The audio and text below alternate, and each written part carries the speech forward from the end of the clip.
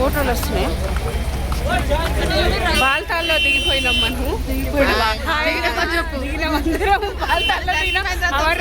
దర్శనానికి అయితే స్టార్ట్ అవుతున్నామండి.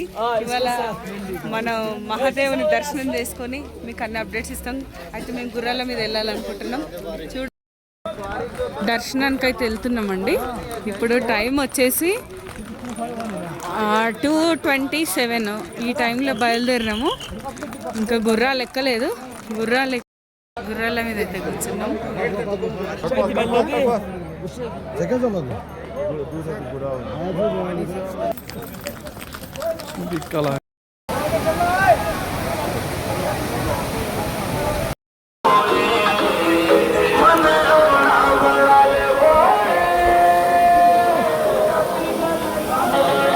మా గుర్రాలు వాటర్ తాగడానికి తీసుకొచ్చారు.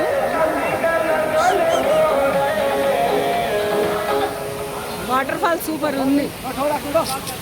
దేకే దేకే మేరకు మారలత్తా.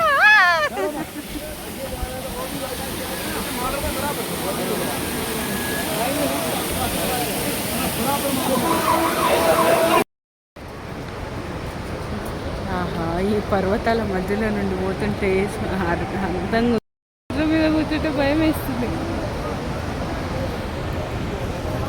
చూడు ఎట్లా వచ్చి దగ్గరుతుంది.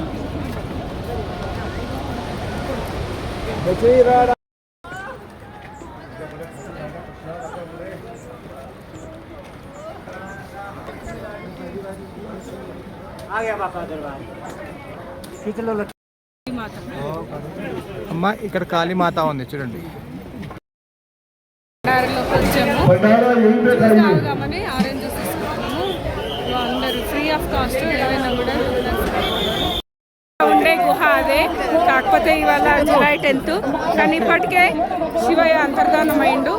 ఇక ఆ గుహలోకి వెళ్తే ఆ అనుభూతే వేరు. దానికోసమని చూపిస్తున్నా. జస్ట్ 1.5 కిలోమీటర్ పైనే ఉంది అంతే. ఆ పైన కనిపిస్తున్న గుహనే.